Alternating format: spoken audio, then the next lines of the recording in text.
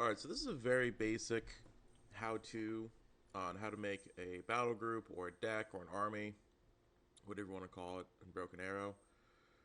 As you see, these are all my pre-made decks. As of right now, there's only three specializations per faction. That'll most likely change when the game comes. So go over here in the arsenal, army builder, battle group. Uh, I recommend building at least one for each side. We're gonna do a US deck. I'll just name it YouTube test. Oh, good, I lost connection. Um, and then you choose your specializations.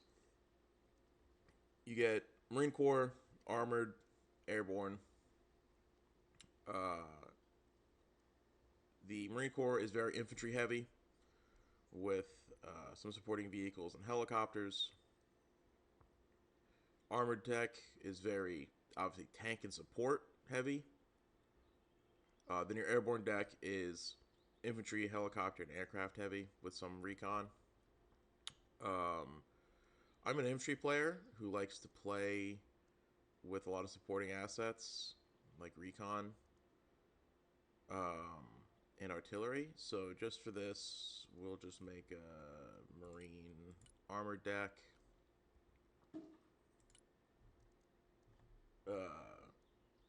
So you have your recon tab, your infantry tab, your vehicle tab, your support tab, your helicopter tab, and your air tab. Recon, pretty self-explanatory. These are units you need to see everything on the battlefield.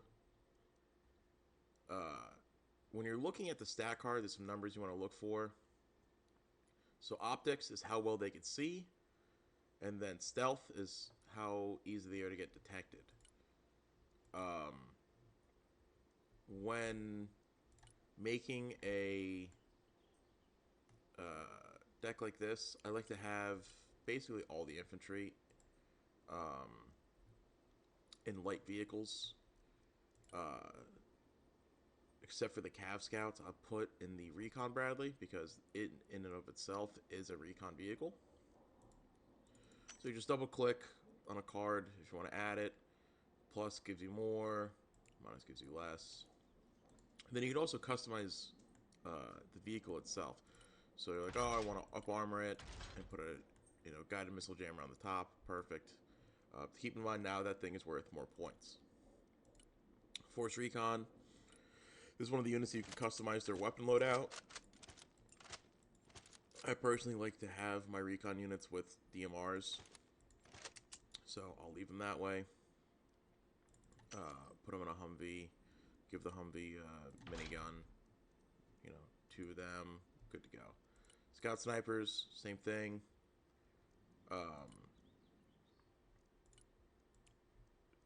You can, in Broken Arrow, compared to games like Wargame, you can have infantry units not have a dedicated transport to them at all, and then utilize other vehicles as that transport.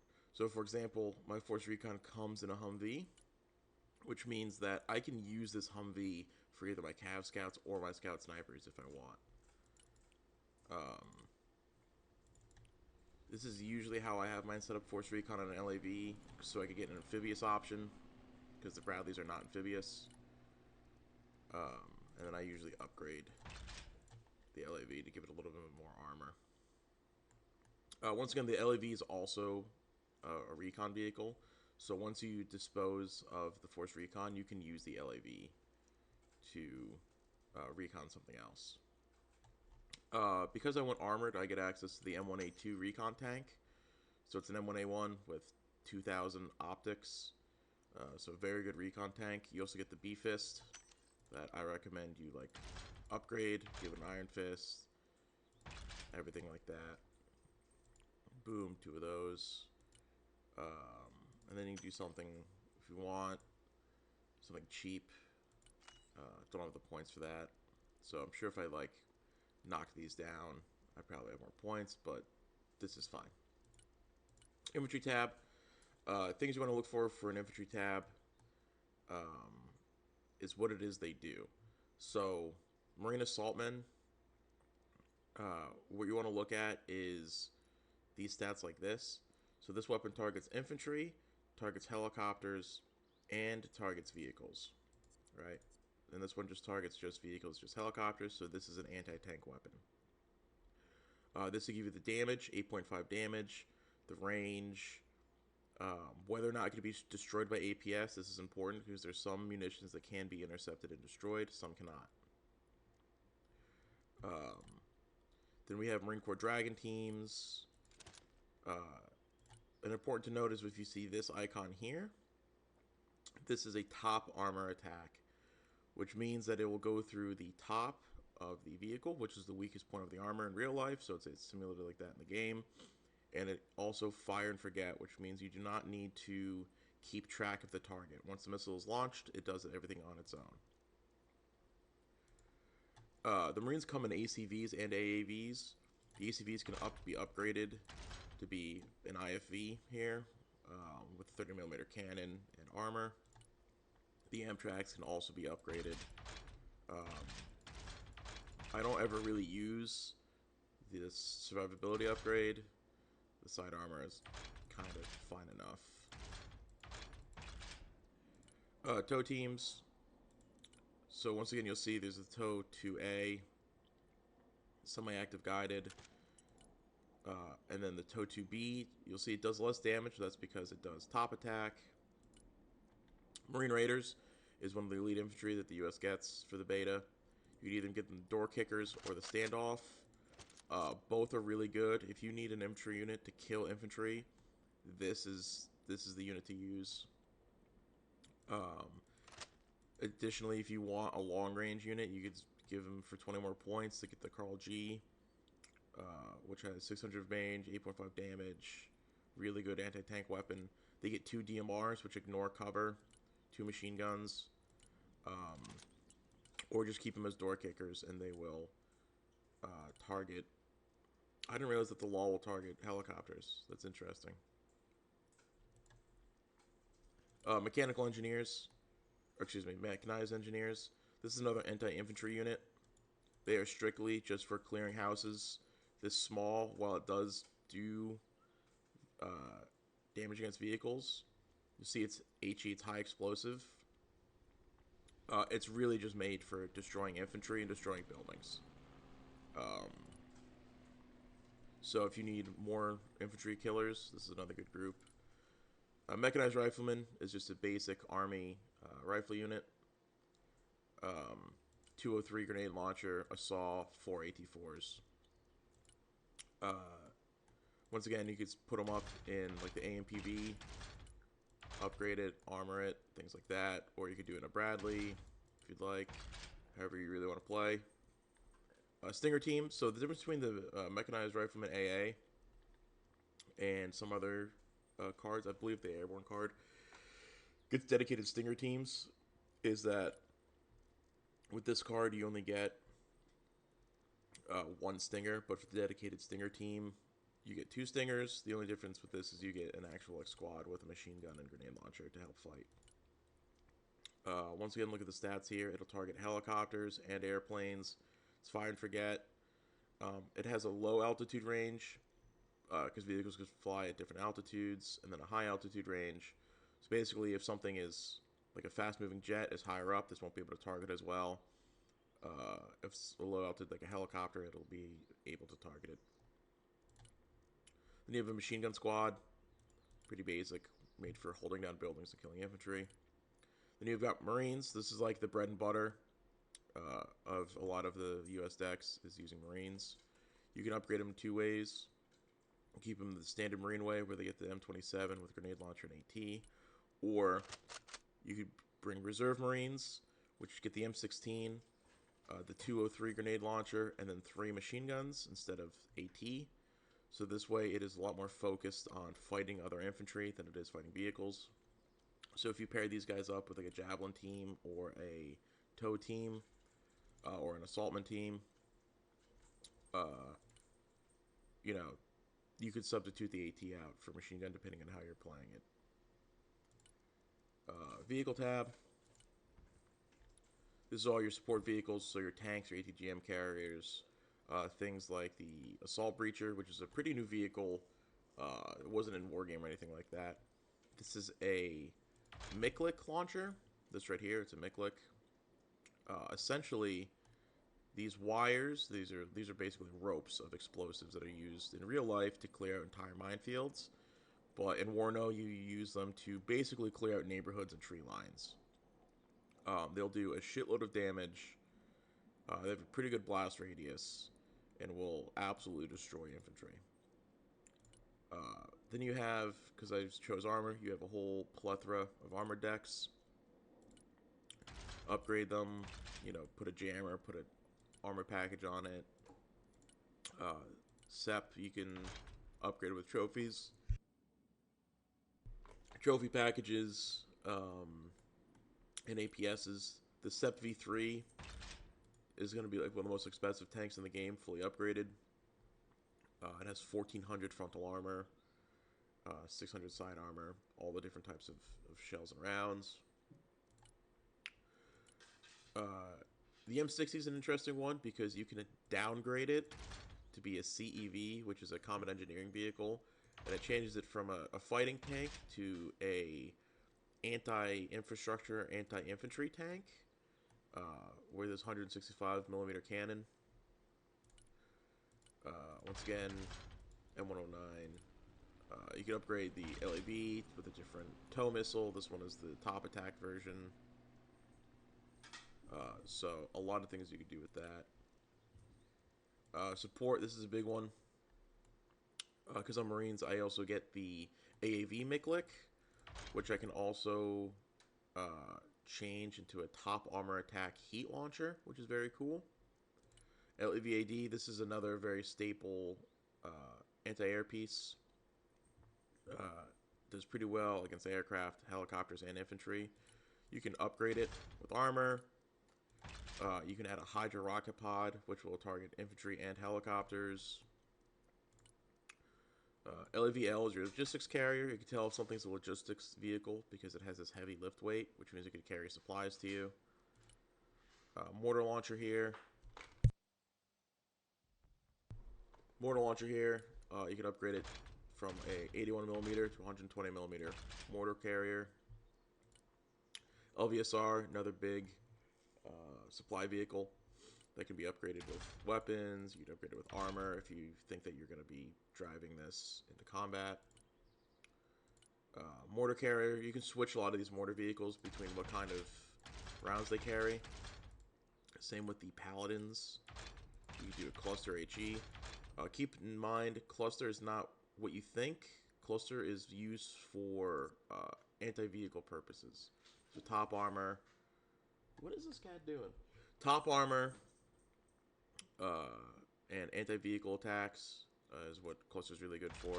It'll kind of do damage against infantry, but not really. It's important to note, so with the Paladin, if you change it to cluster rounds, you get these Copperhead rounds, which are anti-tank, basically artillery-guided rounds. And then when you keep it to HE, you get these laser-guided HE ones. Paladin 107, basically the same thing. The only difference is you can upgrade it for 40 points to these XM 1155 rounds, which just give it a crazy range. Or you keep it how it is. You know, once again, that's a dealer's choice. PVADs, another decent anti-air option.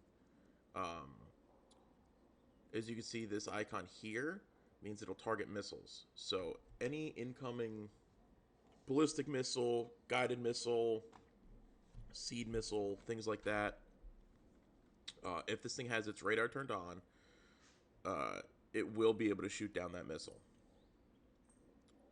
Then we have the rocket artillery here, the MLRS.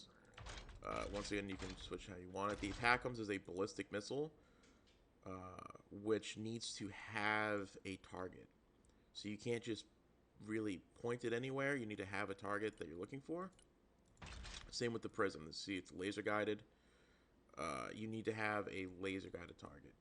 What that means is certain vehicles, as you can see here, or the Scout Sniper, they have a laser designator, which means that they can use a laser designator to mark targets either in a building or a standalone infantry, whatever. And you'll see a green laser that other vehicles can lock onto and use as a target.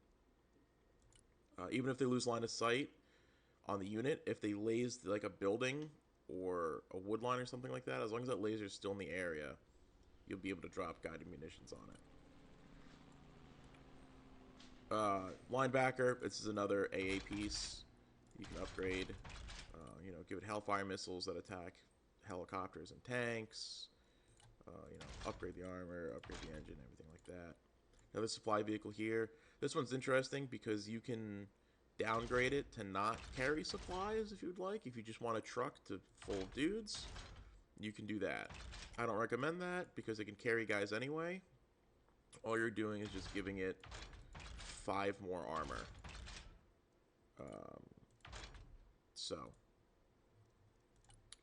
Patriot Pack 2, this is your long-range AA for the Americans. I recommend the 4 missiles. The more the better. I would recommend B-kit arming it, just in case. If you have the points, maybe put an M2 or a 240 on it. This thing has got crazy range, so you can target pretty far behind the line. And turn the radar on. And look for targets. As a rule of thumb when playing, don't always leave the radar on. Turn it on and off. That way you can't get targeted. Helicopters. Because we're the Americans, we get... because we're the American Marines, we get the Cobras, the Venoms, the Ospreys, CH-53s. You can customize the helicopter how you want it. It's like, I just want all Hydras. That's all I want. You can do something like that. You could do something like, I want Hellfires and Hydras. I want Sidewinders for anti-air. Or I want sidearms for anti-seed. So these missiles will target enemy radar, such as AA, and destroy it. The Viper is like the big helicopter for the American Marines. So you got Hellfires. I use APKWSs, which are guided rockets. And then Sidewinders on the side, just like this, to target enemy helicopters and jets that are coming after it. Then you have the Super Stallion and the King Stallion. The King Stallion can hold a lot more supplies. It has better ECM. Is it faster? Oh yeah, and it's way faster too. It can carry a lot more things. For 20 more points, if you'd like. I usually just stick with the CH-53. Osprey. Another very fast air transport, can hold a lot of guys. Holds a lot of gear. So these vehicles can also airdrop other vehicles. For example, if you see something like this, an LV ATM, that means it could be airdropped from certain vehicles. Airdropped, and it has a weight limit there. So you can use your helicopters to drop vehicles to the front line. Huey Venom, this is actually my favorite helicopter in the game. With the Venoms. Excuse me, with the Hydras. Because these rockets do a shitload of damage. This thing is relatively cheap at 85 points. It's a very good transport for your recon teams or some of your lighter infantry teams. Marines won't fit in here. Because it's only 8, and Marine squads are 13, I think. But it's a really good transport. It's probably my favorite transport in the game. Then you have your aircraft. There's all these... For people who don't understand, like, you're not autistic about military aircraft, things like that, it's kind of daunting to understand the difference between all these different groups or all these different units. So just as a very basic rundown over the top, F-18Cs are meant to be for air-to-air. I understand that they have bombs and rockets they could use. Not what they're there for, air-to-air. They get the AIM-174, which is an extremely long-range anti-air missile. The EA-6 Prowler, its main job is hunting down enemy anti-air, as you can see, because it's a seed aircraft. So, highly recommend a loadout like this where it has an advanced ECM to fool enemy missiles while you're hunting for their missiles. The AV-8Bs are ground attack aircraft. The Harrier 2 Plus and the Night Attack, the only difference is that the Night Attack is really meant just for dumb bombs. You just get a lot of dumb bombs here and rockets. The Harrier 2 Plus has a laser designator, so you can get laser guided bombs and Mavericks on it if you'd like, as well as AMRAAMs or sidearms. The F-18D Hornet, because it's a two-seater, is made for your multi-role bombing. It's a designator. You can add laser guided bombs. I like the slammers a lot on this. These slammers are cruise missiles. These are one of the weapons that you can just, when you call the plane out, you click the P button to like point strike, click somewhere on the map, and these cruise missiles will launch off the rails and go wherever you pointed without having to need a target. The F-35, very good stealth aircraft, good all around. People get confused sometimes because they're like, oh, well, I want to keep an AMRAAM. It comes with 2 AMRAAMs, like by default. So if you switch it to something else like a JSOW or a JDAM or the Stormbreakers, you still have 2 AMRAAMs for air-to-air no matter what. The JSOWs are sort of like those slammers that I showed before, except for they are anti-vehicle. So they're long range, so 4,000 meter range, anti-tank missiles. Then you have the KC-130. This is a supply/airlift vehicle. You can fit your entire basic infantry deck in one of these and try to airdrop them somewhere on the map. Extremely risky. It will probably get shot down. But, you know, if that's a risk you're willing to take. The KC-130 comes with Hellfires or Stormbreakers or Griffin missiles in the back that come launched out of the back. So this thing's not totally defenseless. Well, I shouldn't say defenseless. It's got some offensive capabilities, but very limited defensive capabilities. But if you need to airdrop a bunch of supplies to your unit somewhere in the field, you can do it this way. Let me close back out of here. Just delete that deck. And just go through the Russians. Very similar. So like you don't need to speak Russian to know what these things do. If it looks like an RPG, it's probably anti-tank. You know, snipers are for recon. You have drones, and like if you don't know what things are, just quick look at the stats. If it's laser guided, you know what it targets, things like that.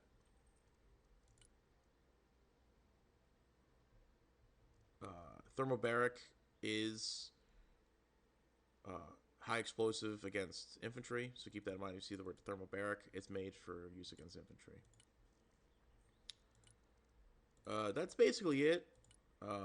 Really, deck building comes down to just messing around to seeing what you like the most, what works for you when you're fighting. Maybe you realize you're using one unit way more than another unit, so you can just remove the unit from your deck to get more of whatever you want.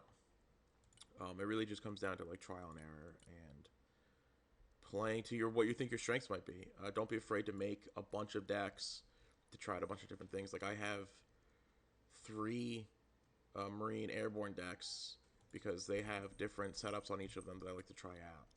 So make sure to build different things, experiment with what you like, see what really works for you. All right.